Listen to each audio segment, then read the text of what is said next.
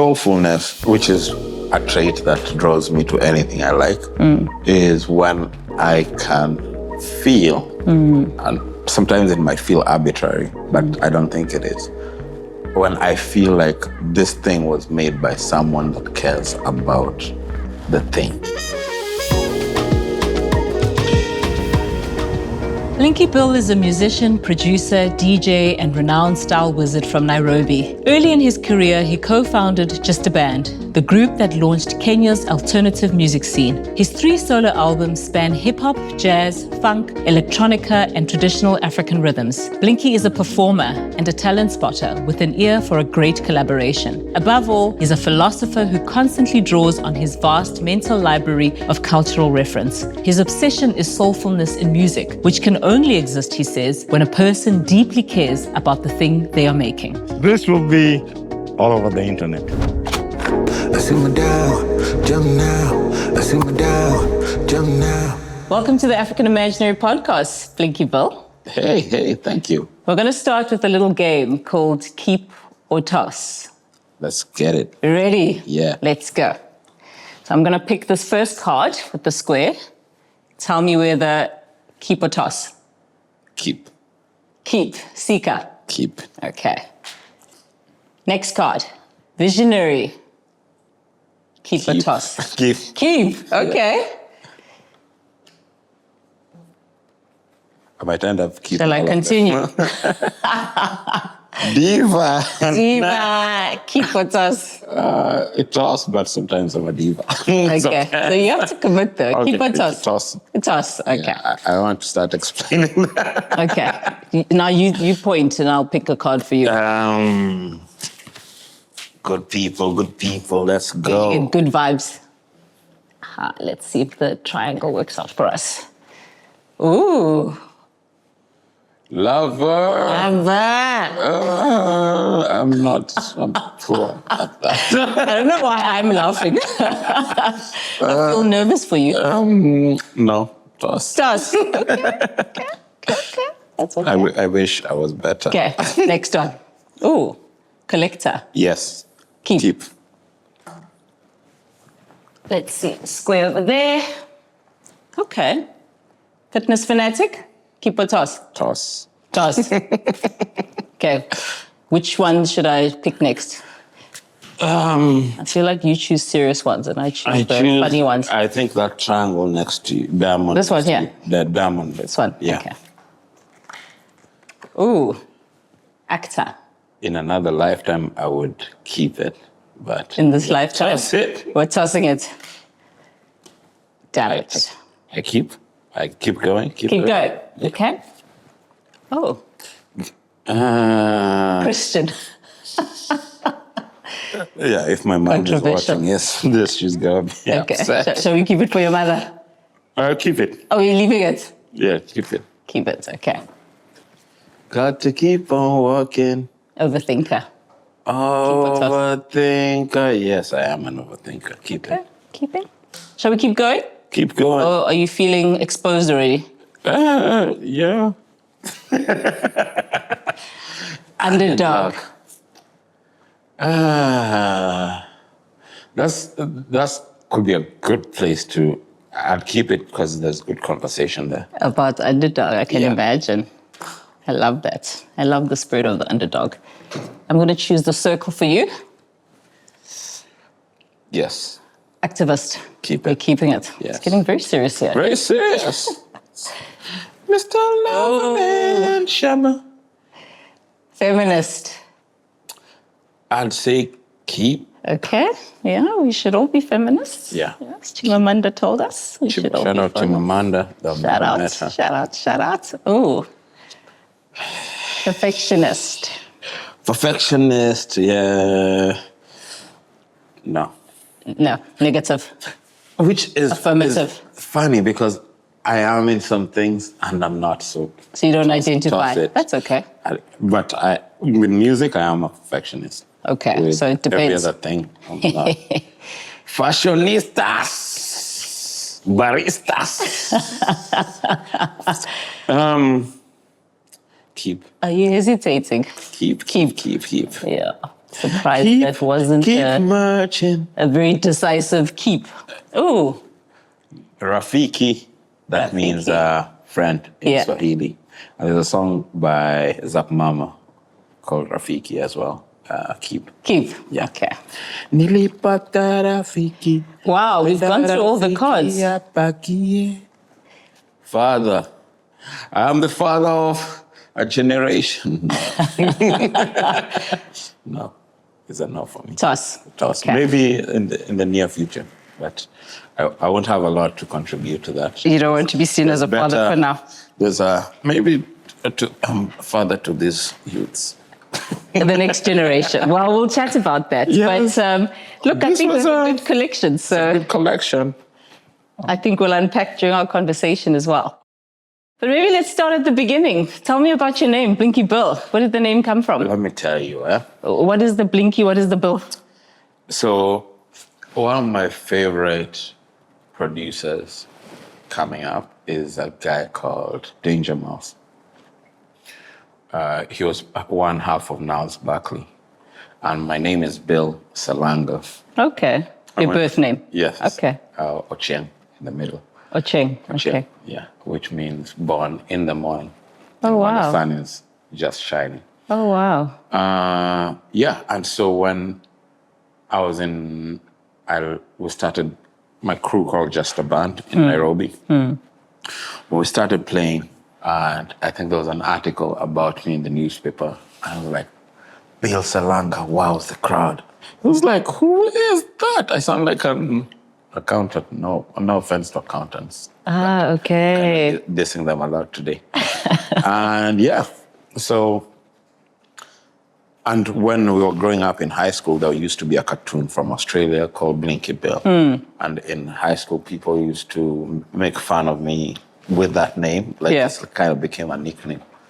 So it's one of those names that I committed to while I was trying to figure out another, like which other name could I go with. And over time it stuck.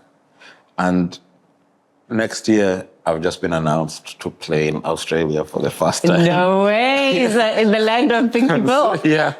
And so I've gotten a lot of comments like, Blinky Bill became black? What's going on? Do Australians know you're coming? Some people know. Okay. So because a lot of times if you're on YouTube and you're searching, or on Google and you're searching Blinky Bill, there's gonna be like a fight between me and the original cartoon. Yeah, okay. And yeah. If you don't say Blinky Bill Kenya, for example. Yes, exactly. So it'll give you the cartoon. That's it, okay. Yeah, I blame Danger Mouse. I actually met Danger Mouse on the streets in New York once. Okay. I saw him walking down the road, and I went and said, "Hey, I'm from Kenya." And he just looked at me. Who's this guy? Oh, nice. I'm happy for you. And they walked out. Shout out to Danger Mouse. I'm sure he knows exactly who you are today. So, and what does your mother call you, just out of interest? Are you Ocheng? When you're in trouble? She calls me Bill Blinky. Okay. Yeah, okay. In the cutest way mothers do. Okay, even when you're in trouble? I'm in less trouble nowadays than I used to be. Okay, I can imagine. We'll get into that. So you've also spoken a lot about growing up in a household with a lot of music. So what were some of your musical influences growing up? One of the main ones is a guy from Congo called Franco. Okay. And to me, Franco is probably one of the greatest African musicians of all time. A lot of Michael Jackson, a lot of Prince, Stevie Wonder, even though I didn't really know, like it was a lot of radio was playing in the house, but also my dad used to really listen to Congolese music. Okay. So there's Diblo Dibala, who's like an incredible guitarist. There is Papa Wemba. Oh, I love Papa Wemba. Yeah. All those OGs who have now really made a mark on how I see and make music. Yeah, I think I also saw in one of your interviews you spoke about listening to Brenda. You even know Chico Twala, which I think is, if you're not South African, I think that's pretty cool. I think a lot of Kenyans know Chico. Yeah. Because Chico and Brenda Fassie. I think Brenda Fassie was because she used to use a lot of Swahili in the music. And I talked to someone about this and they were like, she was very clever in that way, that she had Swahili, which reached out to Tanzania and Kenya and East Africa. But in the same song, she has your local languages and she has a little bit of English. Same with Chico, but these were more... Chico used to play on Kenyan TV all the time. Really? So that's definitely a very strong influence as well because... And actually, South African music has a chokehold on Kenya in a way. And those guys, Hugh Masekela, I was telling you earlier, I saw him 3 times. Amazing. We love you. He was one of my favorite performers. Yeah. That I've seen live. Yeah. He left a big mark on me. No, I also I've seen Hugh perform live a few times as well. I found him to be very disciplined. He didn't need much on stage, but he had a presence. There was just an energy about him, right? Yeah. And it wasn't always like a very energetic performance, but he just had an aura. I guess that's the word I'm looking for. Yeah. And I think there was one thing he used to say when he's finished. It's like, Nairobi, we're leaving. And then people are like, no. They're like, Nairobi, why are you so greedy? It was cheeky as well. It was cheeky. And over time, I've also come to learn that there's so many different kinds of performances. Like, I'll watch Erykah Badu and she won't have the most, up and down on stage performance. But she's just you watch her. Yeah. She's so cool to watch. And I always feel like she could come before someone who's energetic like Beyonce or play after. And it's she is who she is. You mesmerize. There's different people have different kinds of performances. So now, I always pick and choose even for myself, today, what do I feel like?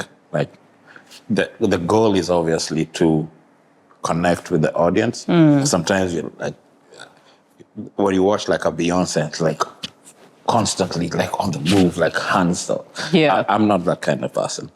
Yeah, I've been to one of your live performances or two, and I think you carry a lot of energy. I think you have a great rapport with the audience.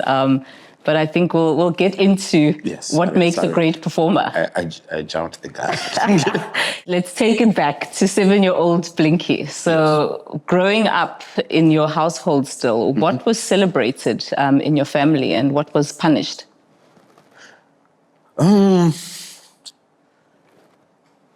That's a good question because I don't think we celebrated much.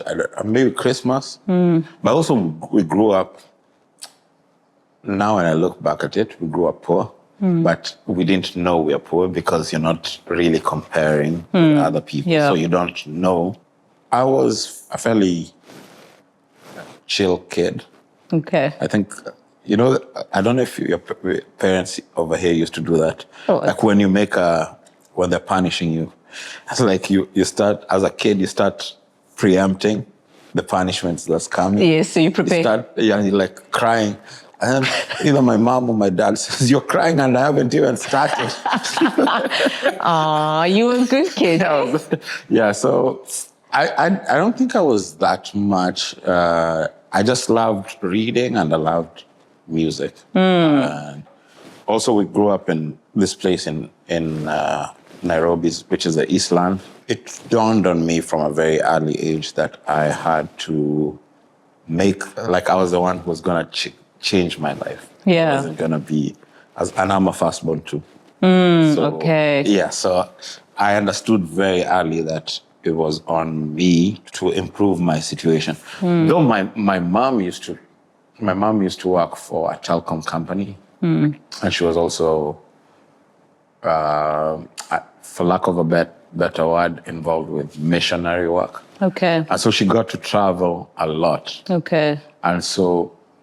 That's the Christian. Yes, the Christian. So Like, my mom is a staunch Christian. I don't think I've ever met anybody who loves God the way my mom does it. I was saying that she's not the kind of person that you can have a conversation with where you're not gonna hear God says, God did. God did. Yeah. No, I understand that. You understand? Yeah. I always say the only Christian I've ever met is my mother. Yeah. Because... that's my mother too. Yeah. That's amazing. But also because she got to travel a lot, and she'd come back with photos from her travels.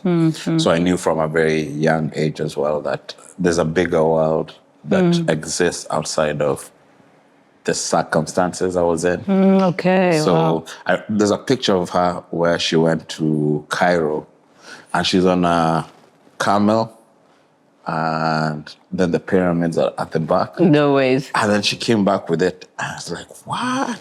Then she went to Pakistan as well. Okay. And I don't think they'd seen black people, so they were treating her maybe the way, like, in terms of like she was a royalty of some sense. Wow, so, like exotic. Yeah, so she had like the gown, and they put those Christmas things on her. Yeah, like garlands and stuff. Yes. Wow. So because of that, I grew up knowing that there's a bigger world than what it is that I'm seeing. That's so powerful, you know. Often try to figure out why African people are so religious. Of course, we know the influence of the earlier missionaries, right? Yeah. But I think you just touched on something which I've never thought of, which is you grew up believing that the world is so much bigger. Yeah. And a lot of it was channeled through not just books, not just TV, but through the exposure your mother got as a Christian on her missionary work, right? Which took her to Egypt, Pakistan. Yeah. That's an amazing link. In fact, there's a story that she tells us, which is like she went to Israel I think that was the first trip she ever went outside the country. And she was on the plane, and she didn't know that your ticket covers the food. So when they brought her the food, she was like, because she's thinking she's gonna be charged, so she didn't eat. And then as she landed at the airport, she didn't have, the person who was supposed to come pick her had not arrived. But then so she's standing there with her bags outside the airport. And then there was a Kenyan driver who would come to pick someone, and that someone did not show up. So for some reason, she saw someone who looks like a Kenyan and asked her, where are you going? Are you from Kenya? And so she got like a ride to where she was going to. And stories like those and a lot of things that have happened in my life make me believe that there's things that work out in a way that is supernatural at some level. Like there's variables that you can't control. Yeah. And like they're completely outside your control. Yeah. So it's for you to make out, like, on that spiritual level, what is it that's work. Yeah. And also they make you realize that, how I put it, that the price has been paid for you. I mean, here you tell the sweet story of your mother being on a flight, not knowing that the food is free. Yeah. You're the second person who's told me a story like that. Oh, really? And it touches me deeply because, I had a friend who got a scholarship to go overseas, and it was his first time on a flight. So they flew him business class. He was a maths genius. And every time the cabin crew came around and offered him a meal, he said, no, thank you, no, thank you. And just as they were about to land in the US, he asked the lady, he said, sorry, how much is the food? And the lady said, no, it's free. And that was the first time he'd ever flown. So nobody had explained these things to him. On business. On business. So I look at you and I look at all the traveling you do and all the globetrotting you do and how effortless it is. I mean, here we are sitting in Cape Town and you're like a local, you know? Yeah, I try to be like, just wherever I go, I want to understand the culture. I want to learn from the place. In high school, they used to teach us about the Table Mountains, geography. And for me, I was just cramming to pass exams. And even like a subject like French, I dropped it because a certain part of me didn't feel like I would ever use French in my life. I didn't know that it was gonna. And then there was a time like where I was playing in France so much. It's like, man, I wish I could go back. But you could greet, right? You could say please and thank you. Yeah, No? yeah, but also on a philosophical tip, I was just like, I'm not trying to learn. Okay. Got you. Another, yeah. Amazing. So obviously growing up, you celebrated obviously the religious holidays. Yeah. Easter, Christmas. The usual. And in terms of punishment, were you ever punished as a kid? Yeah, I was given a few slaps. Okay. To just rearrange your brain, kiddo. Okay. So. Just a little bit. But also, I don't feel like, I think over time, I just figured out how to just do my thing. So I was fairly fuss free. Okay, so early signs of being a rebel. Yeah. But from what I understand, you also went to a very prestigious school, which landed you up at university, right? Where you went and studied sports science. So in primary school, I studied up until I was just like, I went to one of the top schools in Kenya. And that's when now you really get to understand yourself, because in primary school, I was always top of the top.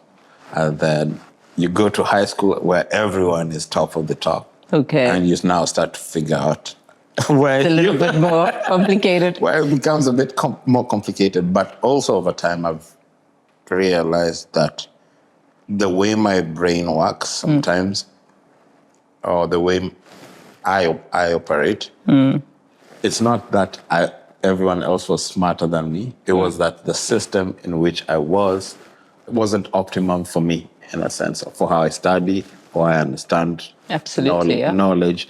I got through, like I got a B+, I think, and went to college. Casually a B+, okay. Yeah, and then I went to college, and I was called for sports science. And at that time was when I was just like, I really want to be an artist. I really want to be this thing. And my folks it was the biggest fight. Now that's where we really fought. Like any fights we had before were nothing compared to college years, because it became very clear to me that I want to be an artist. When I was in high school, I met with one of the guys with whom I started Just a Band. Yeah. So you met in high school? We met in high school. It's called Jim Chuchu. He's like a legendary Kenyan. One of the smartest people I've ever met. And we were together in high school. He used to play piano. And at that time, because of kind of the family I grew up in, I was very church-leaning. Okay. And so I'd compose songs for the choir, for the church choir in high school, and he would arrange it for me on the piano. Wow. And then when I left, we left high school, I thought we were never going to see each other again. Then when I was called to Kenyatta University, on one of the first days, because I was studying sports science, on one of the first days I see him, I was like, what? So, yeah, we ended up forming just a band there. And yeah, the rest is history. But I did not really enjoy being in university, because I was like, this place is killing my vibe. Yeah, I can imagine. Yeah. And even when we started the band, I kept telling the guys, one day we're gonna go on tour, one day we're gonna do all these big things. And this was before we ever even played a single show. Amazing. So when eventually we left KU, it's Kenyatta University, when we left, we'd started this band, and it was more molded in the ways of Daft Punk. We don't want to be seen. We don't want anyone to know who we are. We just want to make electronic music. But then I also understand pretty quickly that we're coming from Kenya. And because of the media landscape, it was going to be very hard to be faceless and make a genre that people don't, like a genre of sound that people don't really know that well. So we are pioneering this thing. So I was of the opinion that we need to figure out how to localize it. Okay. Yeah. Okay. And I think when we put out our first record, there was nothing that sounded like it. So the first Just a Band record was called Scratch Reveal. But back to... And that was when, 2008. 8, okay. Not But 2009. back to your question, it was such a big scuffle because my folks wanted me to be a by-the-book person in terms of like finish college, get a job, do this, all those things. Yeah. And in my head, I'm just like, I'm a dreamer, and I have this thing. They're like, this thing is never gonna work because the most you're gonna be playing is at a bar, like because that was their vision. Yeah. As they did have a vision of what a successful artist looks like. Yeah, exactly. Yeah. When you look at even Africa in general, maybe the older artists, the Hughes, the Fellas, those guys, I feel like they were more aware of what's happening around Africa. Yeah. They could incorporate it. It felt like they knew what's happening in other African countries. Yeah. But when we were making the music, it felt like we want to be those kinds of artists that see Africa outside of these borders. As a collective as well. As a collective. Yeah. And we do have different perspectives, different cultures, but there's also a lot of things that unite us. Absolutely. And so when you're telling someone that you want to be an artist that has that kind of big vision, but there's not been a lot of successes coming from Kenya in that way. Everyone did not know what to do with us. Yeah, I can imagine. But you chose a very unconventional path, from this prestigious school you got into because you were a very clever kid. You go to high school. Back then. You meet your bandmates. You go to university to study sports science, of all things. I mean, no disrespect to sports science, but it's not really the path to a global stage as an artist. Yeah. And then Just a Band comes out with this incredible track as well, Huff and Puff, which I've had the privilege of witnessing what it does to a live audience. I mean, that's pretty amazing. It was brave but mostly because of the collective that we were. So it was 4 of us, 3 initially, and then one of the other guys is called BP, and the other guy who we met in KU was called Dan. Yeah. And because we were all the kind of like the outsiders, we all had very different visions of what it means to be an artist outside of what the average Kenyan thinks. And so if it was just one of us, that light could have easily been extinguished. But then because it was 4 of us, like each one had a candle, and then when it comes together, it's much more harder to extinguish it, and we needed each other at that time. Yeah. And I always say that. The first project came out, it was called Scratch to Reveal. Then the second project came out in 2009, and on that project was a song called Ha Hey, which became the first ever viral video out in East Africa, actually. Yeah. And we made the video ourselves, we made the music. And when it came out, I've never experienced something like that because you're an underground band.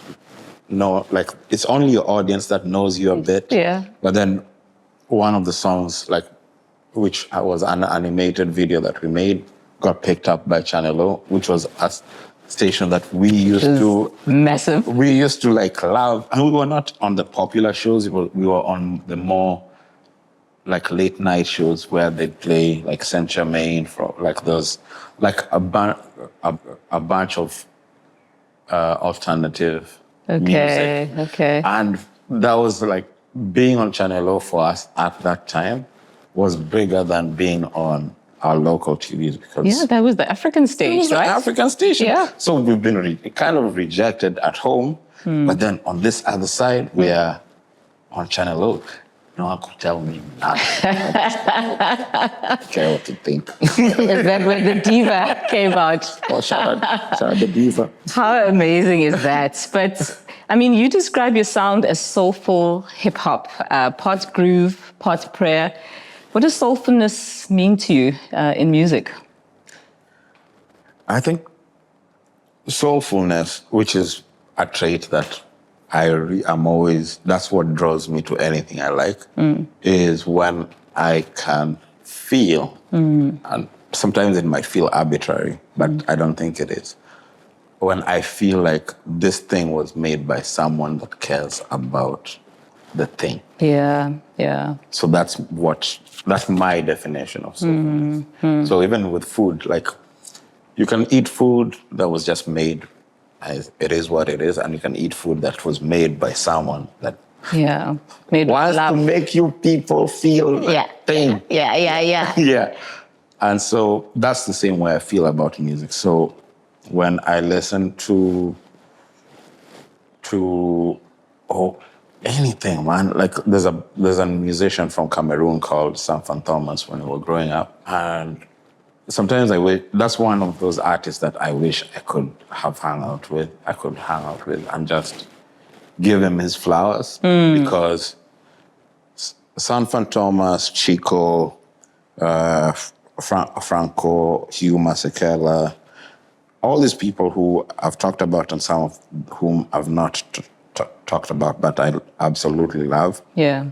Their music gave me life. And so sometimes that's a big frustration for me at this moment because when like we're in the age of AI and it's kind of like you'll have debates about, this AI song has come out and it's, people can't tell like what the difference is. And maybe it's going to be harder and harder to tell what the difference is. But I'm just like, just train your ears, guys. Yeah. Train your ears and be vigilant about what it is that you consume, because there's going to be a time, obviously, when you're not going to be able to know. Yeah, exactly. But you need to be able to prep yourself for that time. Yeah. And also invest in people that make art that absolutely is dope. And you care about. Absolutely. And even with, there's things about technology right now that is annoying because, like, why do we need deep fake technology? Why do I need a video that looks like you? Yeah, but it's not. It's not you. Yeah, but I think that's why it's also so important to tell your story as an artist, right? And talk about your process. Yeah. Because I think it's important that the public also has an appreciation for that. Yeah. I saw your very irritated post about this AI artist who you wouldn't mention. And then I was quite shocked, to be quite honest with you, that, the stuff gets put out there. But these artists also have no personality, right? It's just their voice. And I guess they'll create a persona behind it. I'm obviously very irritated by it, but also I don't want to be that person that tells people what to do. Like everyone has their autonomy, you can do whatever you want. But again, because it's gonna be so easy to make art, and there was a CEO for one of the music AI companies that was saying that learning an instrument is not that fun. I'm like, why do we want to have shortcuts for everything? Like, learning an instrument is a part of the process for being an artist. Absolutely, it's a discipline. It's a discipline, it's a skill. Yeah. So this guy he's the head of this AI company, was saying that. And I sent that to a bunch of my friends. I'm like, you mean to tell me that the whole time when we were learning this thing, it was going to be a skill that someone can wake up and say it's not fun? Imagine. Who are these people? Imagine. Who are these people? No, but I mean, I agree with you. I didn't follow the arts route. I don't think I'm artistically inclined, but I did go to a high school for the arts, for the creative arts, for the performing arts, more specifically. So in my high school, you had to audition. Acting or what? So I auditioned for ballet and I didn't get in because I wasn't good enough. And then I auditioned for drama, theatre, and got in for that. But you could have done music, you could have done fine arts, you could have done classical music, whatever, you know. But you had to audition to get into the school. And for me, what that taught me is an appreciation for the arts. Yeah. But I also think the arts has also fueled my thinking. And how I see the world and my worldview. I mean, there's a lot that is very intellectual about the arts. So even if you follow a mathematics, whatever, you know, sort of a professional-based career, it does have its way of surfacing. So I disagree with someone who says, you know, there's no value in learning an instrument. I think there's incredible value in... Yes, and also it's not for you to be the most skilled, but for you to appreciate that for someone to be good at whatever it is that they do, it's taken a lot of time, it's taken a lot of effort.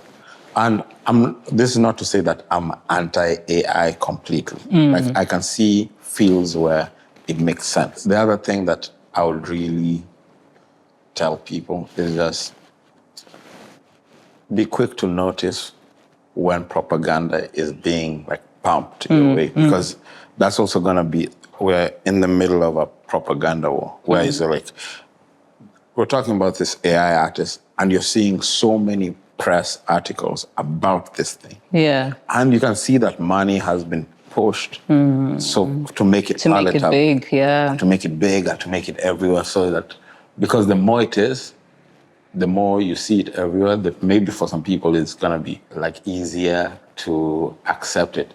I was seeing this, the Rosalia, I think she's released a song that's very classical. It came out 2 weeks ago with Bjork and someone else. And they're talking about the new frontier is gonna be being human as an act of resistance. Yeah, yeah.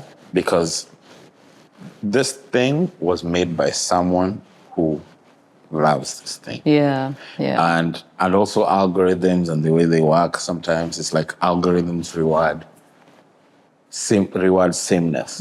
Yeah. So if you give the algorithm what it wants, it rewards you by pushing you up.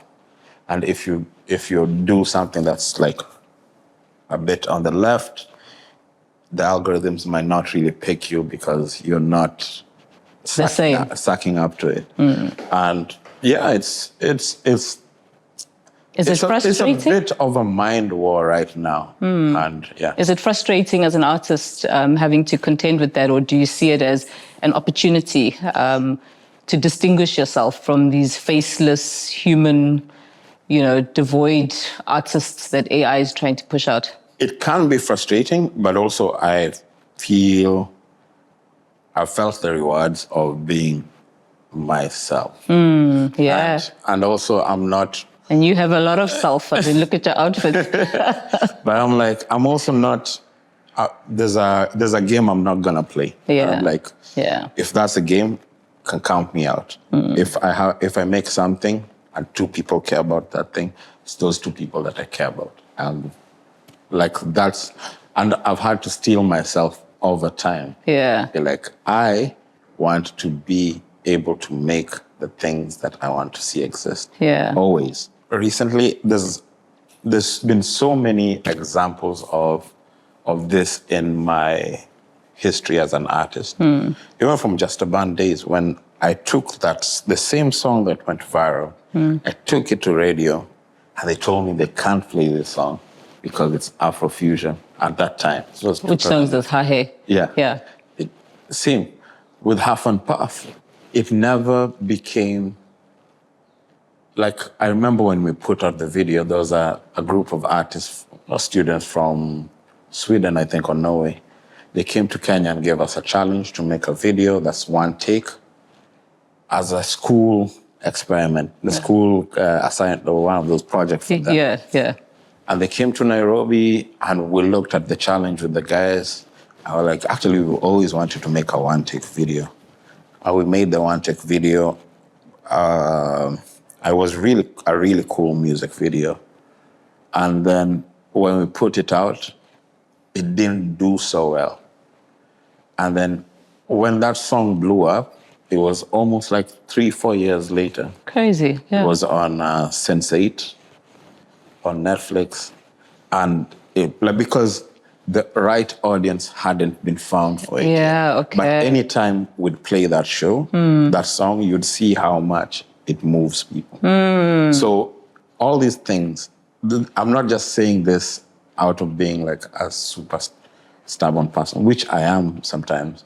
But artistically, I've seen enough evidence over time that sometimes the audience hasn't been found yet. And I'm not, as my crazy goat would say, I'm not right. I'm not wrong. I'm just not right now. Yeah, exactly. That's so powerful, though. I mean, we were talking earlier as well about what your sound style is, right? And what your influences are. I mean, you know who reminds me of you, or who you remind me of? Black Thought from The Roots. Has anyone ever told you that? I've had that. That's so crazy to me. Times. I love Black Thought. I think there's a resemblance there. Do you agree? When we were kids, no, not kids, but when we were starting out with just a band, we played this show in the States. Yeah. And one of the people who initially started OK Africa he also used to work with The Roots. We went to one of the tapings of, I think it was Jimmy Fallon. And then we met them. And so I think I have a picture with Black. No ways. But a younger me. But also The Roots have, like, The Roots, Outkast, Most Def, Ye, all these people have had common. I think that they were also very stubborn about their art. And even the guys from the previous generation, the soulful people who were like the Earth, Wind and Fire, Quincy, Prince, all these people, I feel like they loved music. Yeah. And I'm always drawn to people that love music. Yeah, because there's people who like music and there's people who love music. I'm really into the people that love music because you can always learn something from them. Even if you don't make the same kind of sound, like you can see that they're always striving to outdo themselves. Yeah. And also my sound is like a mix of, obviously the hip hop is very strong in the background. Yeah. But you'll also hear a lot of electronic music. You'll also hear a lot of African sounds. And even the reimagination of where we are and where we're gonna go to next. Yeah. There has to be a group of people who are always thinking about, okay, this is where it is now. Where is it gonna go next?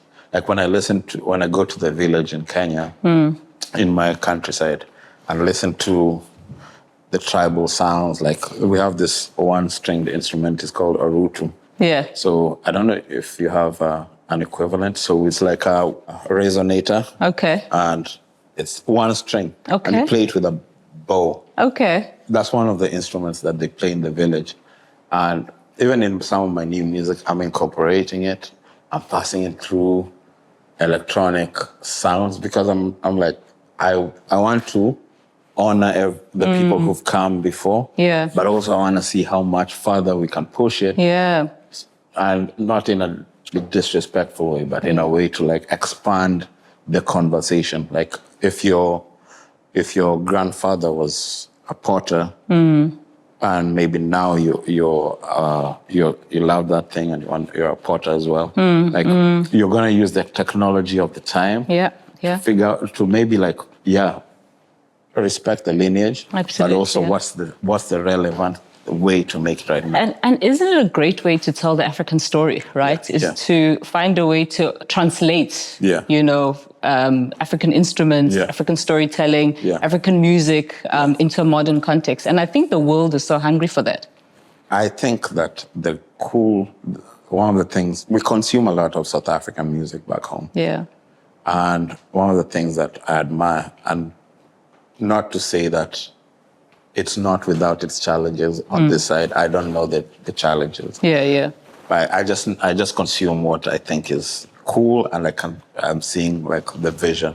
But you'll see like the innovation with sound, let's say like 3-step or gum or amapiano, kwaito. Like you can see like how it's evolving over time. But then sometimes you'll hear the singing and you'll be like, this is like a direct, you can trace the history. Yeah. You can trace the history from back then. And I love that. That's something that we're really working on back home to make sure that, and there's a whole new generation right now that's making music that even the older people could really like. But also it sounds like now, it's not dated. Yeah, because it also makes the music timeless, right? Exactly. I mean, if we still listen to old Kwaito albums, I mean, you were talking about Papa Wemba's and artists from way back. Hugh Masekela's late, we still listen to his music. I think that authentic sound never dies, at least according to me. So, and it transitions, into other generations. But back to you and the master collaborator that you are. So you sort of low-key dropped in how you are on Jimmy Fallon. I know you've collaborated with Childish, Gambino, Idd Aziz. So you're basically a master collaborator and also a big talent spotter. What is your production style when you make music? It's always who I feel is the right fit for a song. And also sometimes I've just been fortunate to be in the right place at the right time. I was like, hey, who's from Africa? Not like you. And so like the collaboration with Childish and Chance happened, like this was around 2012. And it was there's a song you sent me, Fela Kuti, What a No Getting It. So that was from, like, I love that song. And then as just a band, we used to live together. So everyone we were sharing a lot of music with each other. And what happened was, like, someone would be listening to Björk in the house. I'm like, this is very hard music. But then over time, like, your ear kind of gets used to it. And so in the making of the music, like, those Jamiroquai influence, Daft Punk. Oh my gosh, you guys listen to good music, eh? Yeah, so like there was so many sounds that were being made in the same house. And then when we put out the first and second record, it traveled to some people in the States. And one of them was a guy called Ant Demby, who used to manage Childish Gambino. And he so we ended up, the song that you did was remade by, they had sent me, What a No Getting Me was remade by D'Angelo and Femi Kuti and a bunch of other people. I think Kabadu was on that project. And the project was an HIV awareness project called Red Hot and Riot. Which I think that album came out in 2002. So these guys were involved in making that project. And then they were making a second project for Red Hot and Riot. So one day I opened my email and I see a message from Red Hot and Riot saying like, yo, we'd want Just a Band to be a part of this project. And I immediately thought of that song, What a No Getting It. Really? I was like, man, of course we're going to be a part of this. And we were going on tour to the States. And then we met Ant and he organized a few shows for us. And when we got back to Nairobi, they're like, yo, we were there in the States and we recorded some stuff in New York in a studio. It used to be a Converse studio. I don't know if they still have it anymore. But then he was like, yo, we're gonna get you a collaboration with an artist called Childish Gambino. And he wasn't that popular at the time. It was just like on his up and up. And Chance was just coming up. So for me, I was just like, no, but we want like Femi Kuti and all those other guys from back in. Yeah. And they're like, I don't know if we can get them, but these are the guys who are available. Yeah. So we ended up doing those collaborations, and it turned out to be quite cool. And then eventually, like, they really blew up. Yeah. And then we were at the right time, a place at the right time. And I actually met it was an online collaboration, so we never got to meet, but I met Chance in Ghana like 2-3 years ago. Okay. And now we were like, we did that song. You just hang out with Chance the rapper. Yeah, it was his festival in Ghana. Wow. And one of my skills that above and beyond the music is I know how to bring people together and make them comfortable to collaborate or like help them see their role in the vision. So I always think that that's my biggest gift, much more than even the music, is that I know if I get this guitarist for this song, even if it's like he's not a feature, but I know something about how he plays that is going to be a good fit for this song. And when I'm working on another song, I know that there's someone else who's going to be a good fit, even if they're not the main artist. So I'm more like always connecting the dots. Yes. Incredible. But you also have another talent. You're also a bit of a poet. Let me show you my talent. Well, I want you to spit a rhyme that you've written lately for our audience. Oh my God, precious. Tell me one of your favorite lines that you've written for a song. This is in Swahili, but I'm gonna translate it for you. Yeah. It's like ogopa, showstopper, roller coaster, chai moto kwenye coaster. It's like be wary of the showstopper. Yeah. Showstopper. This is me. Of course. How else would it be? Put the hot tea on the coaster so that it doesn't burn the table. There's a song that's coming out with an artist from here. Spit the line. Afro. Yeah. That's coming out at the end of the month. He's a house DJ.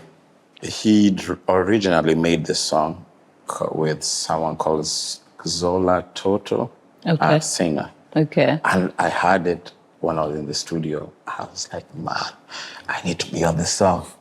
Because the lady was talking about this guy who is not moving quick enough. Okay, yeah. And then my interpretation of it was, nataka kusema, ningetaka kusema, nataka kusema, ningetaka kusema, mchunge hizi siku zaenda. Which means, like, be careful. I want to say, be careful. Time is running out. Make your move quickly. Okay. Because time is running out. But I'll send you the song. In the same song? Yes. So actually, Dafro had lost the files. But I was like I was quite insistent. Like my brother Dafro. Yeah. I need to be on this song. Yeah. And that line belongs to this line is in Swahili. It's going to capture the imagination of these two countries. But it actually worked. So we ended up doing there's something in Swahili called ukarabati, which is like configurations to make it work. But it's coming out at the end of this month, and I'm in a South African dance. Okay. Yeah. It's very cool. And then let's talk about your fashion. I mean, fashion plays a very big role in your life. We can't unsee your fit. So tell us more what role fashion plays. Let me show you my talent. I think that a lot of my favorite artists, their look coordinates with the music. So an Andre 3000, when you see for me, this Outkast music is also a big part of my life. But it was so out there. And when you see how they dress, like when you look at Big Boy and you look at Andre, and like big boy dresses like a workman. Like he is like a man ready for the job. Yeah, yeah. And then Andre is just so, like one day you'll see him with a space helmet or like overalls or like quarterback, like he dresses like a Viking with like shoulder pads. Yeah. And I always felt like it was such a cool extension of his artistry. Yeah. And yeah, so for me, I've always tried to figure out what is it about clothes that is also an extension of my personality and how I see the world. Because I make music, but I'm not making music all the time. But how you dress is also an extension of your artistry. I'm also like what do you call, like a clothesline for people sometimes. So people send you stuff. Some designers will be like, yo, I know you're gonna pull this off. So like they'll send me some stuff. I'm like, yeah, this is gonna be hard to pull off. But I'm also not afraid to try. I can tell, yeah. Yeah, I remember the first time we went to Stateside, playing this show in Central Park called Summer Stage. Oh, yeah. And I think that show was just a band, Theophilus London and Amadou and Mariam. The day before the show, because it was just the three of us and this lady drummer from New York. So we had to figure out how to really fill a very big stage. And we're not dancers, so we had to look for like larger than life clothes. And I remember I bought this super big hat. And when I came back to Nairobi, one of my bandmates was like, why are you wearing that thing? I was like, wow. It was too much for Nairobi. It was too much. But then I started wearing it. And in the next few months, you'd start to see a lot more people wearing the big hats. Okay. I'm like, okay. Fashion. So tell me, who are some of your favorite designers then? Known and unknown. Or like, who are you wearing now? I mean, this is from here, Fortamoyo. Okay. The shirt is Muji. Okay. I really like Muji.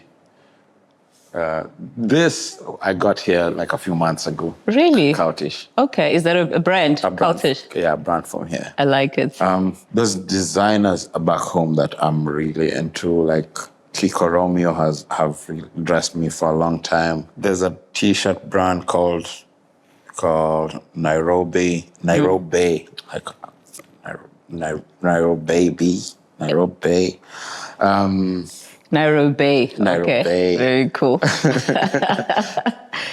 The names are escaping me right now, but there's so many friends who make clothes. Okay. And but it's nice that you experiment with your fashion and you know how to throw one or two things together on your own.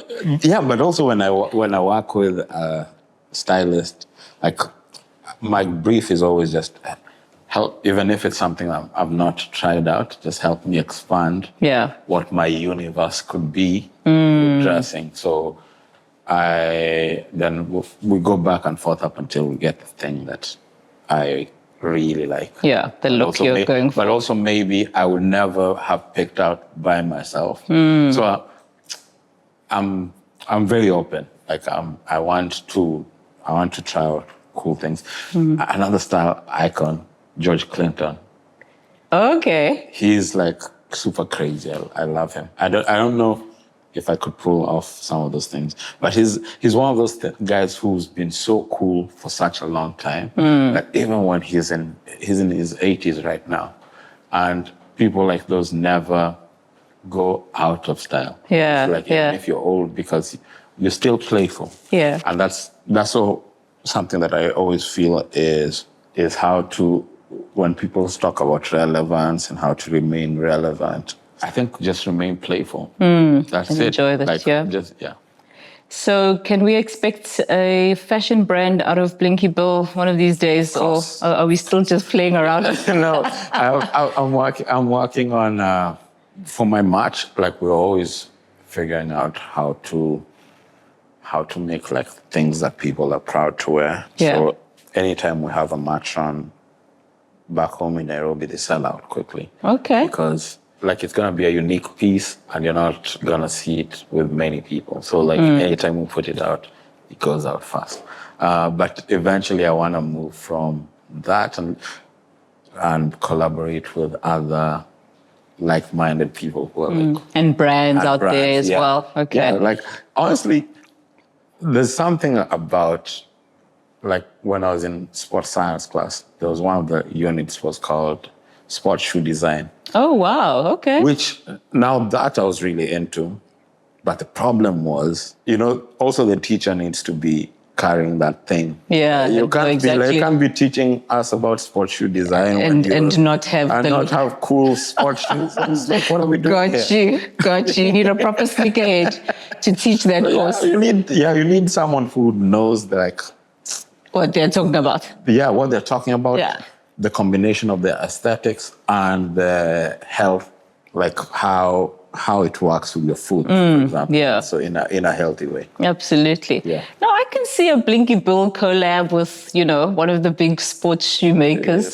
Solomon hit me up, man. Yeah. No, Nike.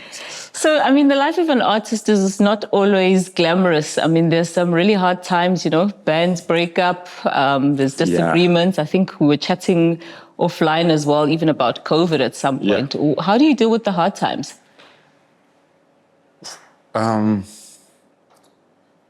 It's always very, honestly, some things you just deal with it as it comes because you don't know how, like with COVID, for example, like I started really suffering from insomnia and I'd never had insomnia before.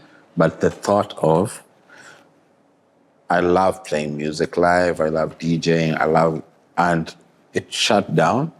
So you're just thinking, okay, how are we gonna, like this one, you can't even go to anybody for advice because they don't even know. They don't even know. And even like artistically sometimes, if you're someone who is daring in a place where a lot of people conform so much, you're gonna feel the punches because sometimes you're not rewarded. Like I was talking about algorithms earlier. There's algorithms, like there's places where radio might not play me, for example, because they don't get it. Yeah. And it's not that the music is not good. It's just like we don't have an example, we don't have the knowledge, the expansive knowledge to be like, oh, okay, this thing can fit here. And I released this song. This literally there's a song called Kilamo that we put out in 2019 with Idd Aziz and a crew from the UK called Saronde. And the first day that song came out, again, like we've worked so hard. Like we feel like, when you're in the studio, you know that this thing is a good song. Like when I'm in studio, if I don't feel like this song is moving me, I will not proceed with it. I only release the things that I really feel strongly about. So when you release something that you feel strongly about and the reception is lukewarm, you start to think, is it me? And because I thought this thing was cool. Yeah. And then similar to Half and Puff and similar to so many other songs that I've always felt like this song is a good song. It didn't do that well in Kenya. And then a year later, or like 6 months later or something like that, it was picked up by this radio station in France. I didn't send it. They just picked it up and put it on rotation. And I'm always like, man, like, can I be at one point just with... But maybe that's not my calling and I have to accept it. Amazing, yeah. And there's another song that I put out in 2020 during the pandemic. And again, the song didn't do well. Then maybe like 2 years later, it was on a Netflix movie. And then a few weeks ago, the people at Nike selected the song to be the theme track. Amazing. For the new campaign. Amazing. I'm just like, this, it can be very frustrating. I can imagine. To be a very, very strong person to really believe. I saw this quote today, like being an artist is falling in love with things that people might not clap for. Yeah. It's like, because for you, is for you to be like, this is the vision is given to me. The vision is not given to us, it's given to you. Yeah, yeah. And because of that, you have to be very keen to like relay the vision as clearly as possible. And you can't be like, oh, what do you guys What like, do you all think? We want to, what do you all think? Yeah. I appreciate feedback at some level, but there's another level where I'm not accepting feedback. Like, this is baked. Eat the cake or leave the cake. Yeah. No, it makes me laugh because there's a Netflix, I think it's a series that has a title, Big in France or Huge in France. Yeah. I don't even know what it's about, but every time I see the title, it makes me giggle because that's a thing, right? You can be big somewhere else in the world and be in an environment where nobody gets you at all. You have to know what it is that you're going to take personally and what is it that you're going to... It's an odd... Like, honestly, I can't even really prescribe.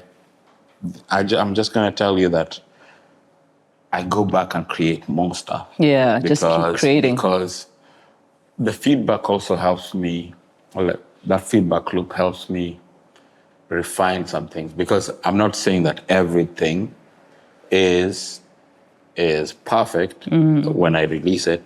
But that feedback, I also have to be able to know, okay, I thought I'd simplified it, but clearly I'd not simplified it. But also sometimes, like, the kids are going to love it because it's just like, this thing was not meant to, like, there's a generation that understands it much more. And also it ages well. Like, that's true. A lot of my work, even from Just a Band days, even when it's not the most popular thing, I feel like it ages well. And I'm proud of it when I listen to it. I'm so glad I did not water this down. Absolutely. So that you can understand me at that time, because when I listen back to it, it's aged well. It's still good. Still good. Yeah. I don't think there's one prescription. I just feel like you need to, as an artist, sometimes that sensitive part of it, you need to know how to navigate it and just keep creating. Keep creating. Yeah. I think that's great advice.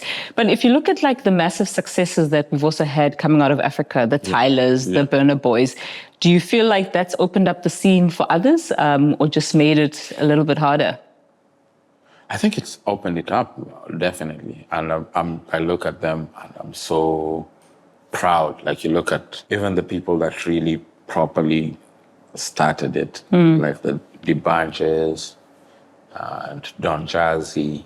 But I also always feel like sometimes it's because it's a combination of factors. I think Nigeria, for example, has such a huge diaspora, which is also quite loud and also very supportive of the thing, because it reminds them so much of home. Yeah. I don't know if South Africa has such a diaspora. Maybe they're not as loud as Nigeria in that sense.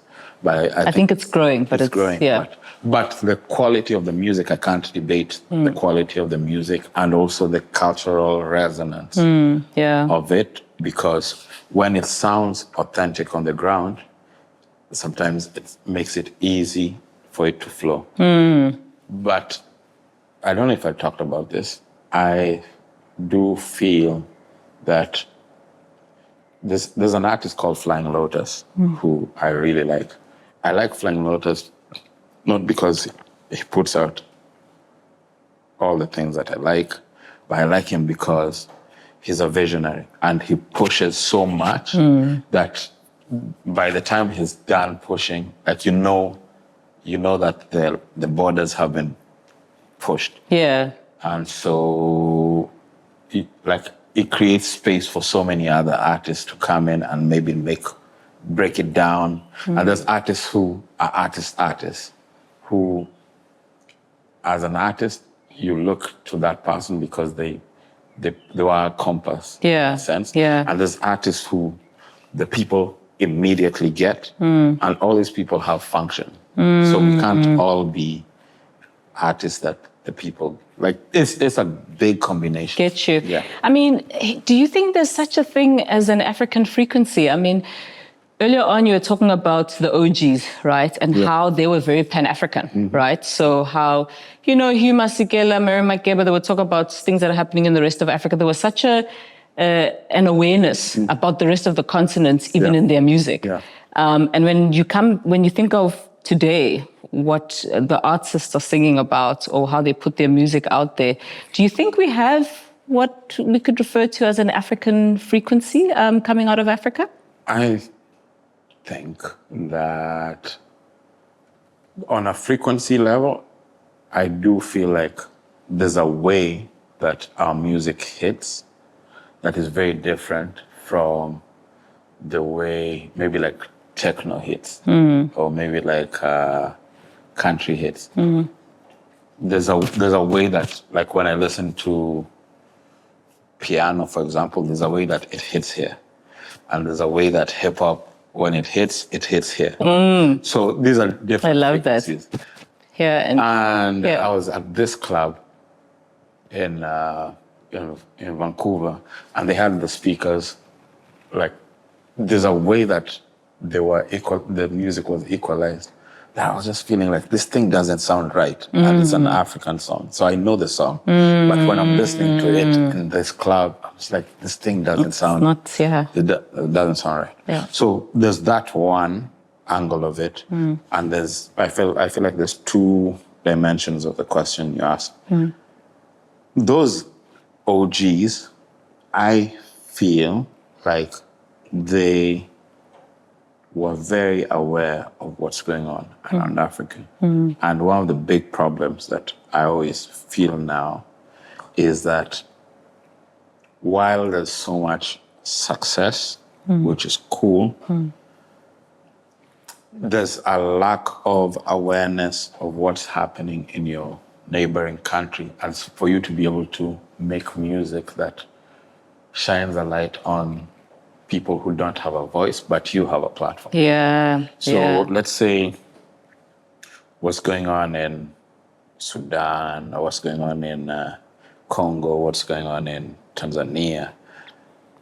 At times, the rest of, like, the big artists, in that sense, who have a bigger platform, I think there should be a feeling that these people who are in those countries are our brothers and our sisters in that way. And I can use this platform to talk about, which is what Fela Kuti would do. Or there's songs where I've heard them talk about what was going on in Kenya. But also, because music has become so commercial, like, sometimes you look at the cost of bringing an African artist to play in an African country, and the charges are so ridiculous. And I want you to get paid, obviously. Yeah. But also, there's people who want to see you because you don't just get support from Nigeria. You don't just get support from South Africa. You're getting support from all these other countries, whether it's small numbers or big numbers. So what makes it expensive? Is it the rate, or is it just the cost of putting a production together? The rate, the cost of putting production together. Then a factor that is also a major one is the cost of flights around Africa, the cost of traveling around Africa. You're telling me. Yeah, you know. So sometimes it's easier for you to go to Europe than it is for you to come to Africa. So the combination of these things sometimes makes the cost super expensive. I'm not even putting this on the artist. The one I would put on the artist is like the awareness of what the continent needs. Because South Africa was not South Africa before, like, was Africa before the white people came. Yeah. There was no South. No, none of these things. Like separation. Yeah, but then now, because it is what it is, it's a time we're living in. There's the feeling. It's one of the things that I really try to figure out is like, how can we get all these people who are making cool things to play for an audience that is not their hometown. Like someone from South Africa comes and plays in Nairobi. Someone from Nairobi comes and plays here. We go play in Mali. Like how is that? How can that be possible? Because we need to go back to that feeling of we are one. We speak as one. We are one. Don't we need an African rendition of We Are the World? Can't you put together one of Africa's most famous artists? You know that song by Black Coffee and Hima Sekel, We Are One? I can't remember. We are one. Yeah. But it is what it is. It is what it is. Yeah, hopefully it gets better. But I've put it out there. You've put it out there. I hope you'll bring it together. Yes. But let's see. Talk to me about your relationship with fame and your public persona. I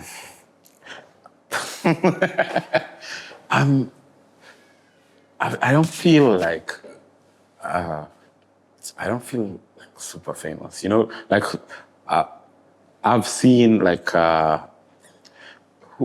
There was a time when AKA came to Nairobi and he was playing a show there. I was just like, man, this guy's a star. Really? Wow. Yeah, because he was the audience go wild for him. They go wild. And I feel like I'm more of like people respect the work. But I also, I don't want to be famous. I want to make money. Okay. Yeah, but I think you have an interesting way of navigating it. Of navigating it. But, you know, for me, I think you also embody what this podcast is all about, you know, the African imaginary, in terms of how you show up in the world and how Africa has influenced the work that you do, you know. Yeah. But what are your dreams or aspirations personally for Blinky Bill?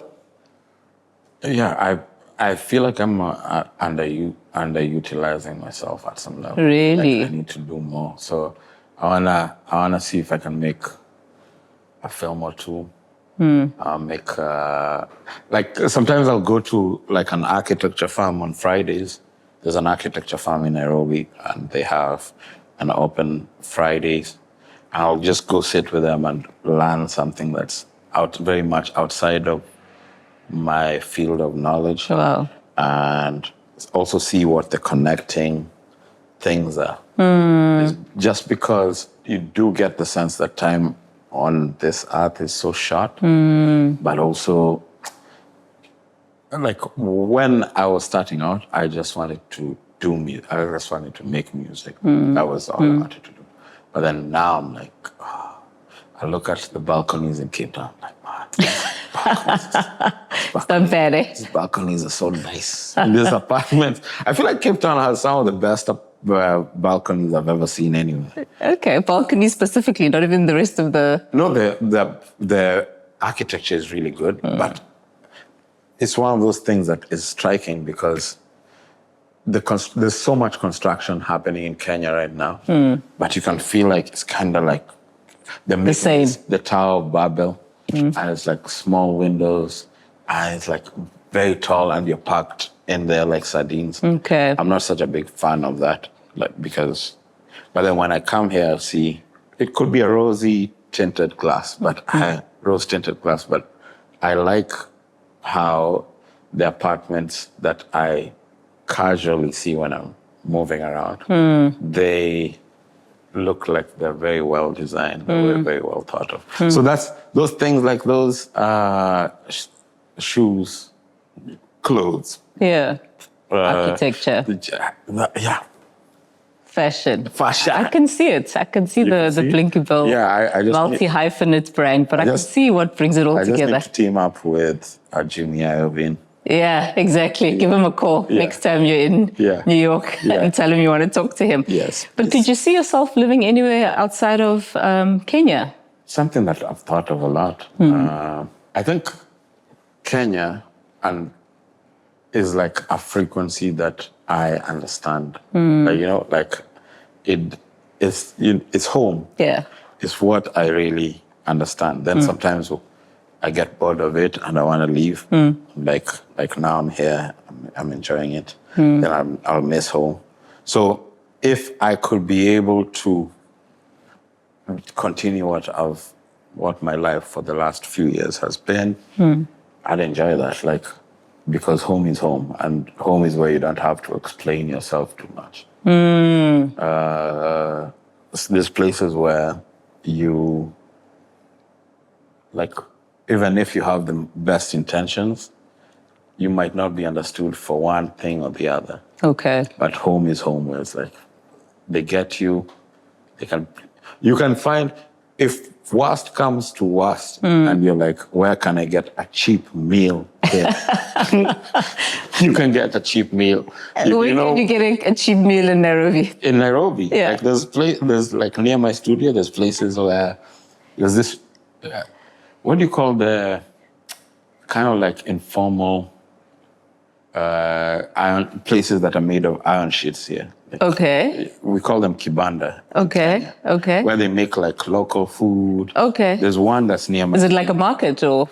Not like It's just where people live. It's a place where they make food, but it's made of covered. Iron sheets. Okay. And they have like very simple It's like street food almost. street food almost. And there's a place, but this place is vegetarian, which is... Are you vegetarian? No. Oh. And what would you order there? Chapati Okay. with beans, Okay. with cabbage, steamed cabbage. Very simple. Nice. Like rice with lentils. Or we have this thing that's made, maize and beans cooked together for a long time. Okay. We call Maize it, and beans. Okay. Yeah, we call it githeri. Okay. And then you chop onions, tomatoes, and cook it. Makes sense. And what do you serve it with? That's it. Okay. And I haven't eaten it in a long time. But again, like what I'm trying to say is that there's something about, like even when I go to the village nowadays, and I never used to like going to the village. But now my dad particularly lives there. But when I go there, there's kind of like a pressure of big city living that kind of reduces. It's like, this is where my great-grandparents used to live. Yeah. My grandfather used to live here. And so I feel like that space talks to me in a way that sometimes even the city doesn't. Because you'll hear the crickets when you're waking up in the morning, the chickens are crowing. Like life becomes so simple. I can go there and think. Yeah. And just be. The city in Nairobi, like I understand it, but sometimes it can be high pressure. When I go to the village, it's like you can sense that my people are from here. Yeah. And I don't have to explain too much. And then when I'm elsewhere, like when I'm here, I'm always like listening. What's the sound like right now? What's just as an observer of life. Like wherever I go, I wanna enjoy it. There's a time I went to New Orleans last year, and that place, I loved it. Really? I loved it so much. It's a crazy place, and I feel like everyone's a bit wonky in the head. But they're themselves. Like, I respect that. Like, we went to this coffee shop, and this guy, it was almost during Mardi Gras. It was around Mardi Gras last year. I walk into this coffee shop, and this guy is dressed like a wizard with a skull on a stick, just walking. Like, yo, can I have a cappuccino? That's so cool. I found it so interesting, and everyone's in their house making homemade costumes for Mardi Gras, and they're cutting up boxes, and it's a place where I felt like you are they are silly on purpose. Yeah. And they want to be silly. And it was a very interesting time for me. It was like, okay. So did you start looking at property prices when you were there? Yeah. I like that's one place that I would love to at least spend some time in. Okay. Spend a bit more time. I was there for like 3 weeks, but I felt like I wanted to You be could there spend more. Wow. more time there. There's a time I really wanted to move to New York, but it's too hectic. Yeah. And noisy. And noisy. Yeah. But the noisiest place is Kampala. My God. Really? Kampala is the loudest place for me. Really? I haven't been yet. You should go. They're very fun. Yeah. They're very fun people. But Jesus Christ. There's a time we were prepping for this show and we were taken to this place that is one of the nicer parts of town because we were moved from a place and that was so loud, I was just like, we have to move. It's too much, yeah. We have to move. So they moved us to a quiet part of town. Yeah. And in the morning, like at 3 a.m., I hear the sound of someone wailing. Like, ah! In the quieter part? Yeah. And it kept me awake till the morning. And then I went to ask, who was someone being killed? Or like, it sounded like it was very painful wailing. And then the guy was like, no, that's the goat. It's not a siren. Apparently goats feel lonely when they're on their own. No way. And they wail like a crying woman. Yeah, so... Only in Africa, eh? So I think Kampala, Uganda is not on that list. Maybe in other parts of the country that's not Kampala. Yeah. Love to all my friends in Kampala, but you know what I'm saying is true. Yeah. So it sounds like you are a child of the world, but you are very much still very rooted in your village and in Kenya. So yeah, but I also want to spend a lot more time here, particularly in South Africa. In South Africa, because I think musically and artistically, a lot of the people that inspire me at the moment are from here. The Msakis, Sanel, my guy Dafro. There's a guy called Ero Maniello who has been making house music for the longest time. I'm always like, why is this guy not bigger than what? Because when I listen to the music, I'm like, this guy is so good. So maybe it's one of those things where there's an abundance of talent. And sometimes when it's like that, it's harder for people to really, or maybe sometimes it's also easier for a foreigner to come and tell you this thing is cool. Like, I always wonder about people who live next to Mount Kenya, for example, or maybe Table Mountains. It's like, do they appreciate how beautiful it is? Yeah. Of the place when it's what you know. Yeah. And I think it often takes leaving, right, to appreciate it. But I mean, if you want to live in South Africa, we can arrange that. That's not difficult. Let's make quick calls. That's like the easiest thing we can do after this interview. But tell me, and finally, if a 12-year-old in Nairobi is listening to one of Blinky Bill's tracks sitting in a matau, what do you hope he will take from it? The world is big, man, and there's space for everyone to really work and be. And not in a cliche way, because sometimes some people are just lucky, some people are not. But I do feel that because I came from a place where that was very difficult, and I figured out a thing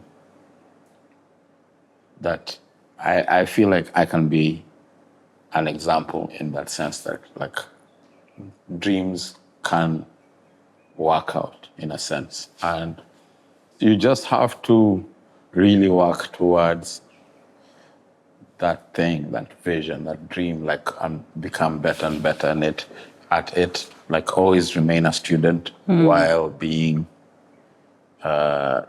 trying to be as skillful as you can possibly be. But for me, it's just like be a student and have a dream and a vision and just go for it. You might not reach where the highest heights where everyone else is, but you can remove yourself from a difficult situation. So that's what I feel like. And matatus were like a big part of my musical education because when I'd be going to school, like they'd be playing like a lot of different kinds of sounds, and it really taught my ears. Like I'd listen to soul music, like soul they'd be playing music from the 70s. On Sundays and Saturdays, they'd be playing reggae. On Fridays, they'd be playing R&B in the morning. They'd be playing hip hop during the day. So if maybe I was sick and I need to go back home during the day from primary school and they take come out, I know that I'm gonna listen to some loud hip hop.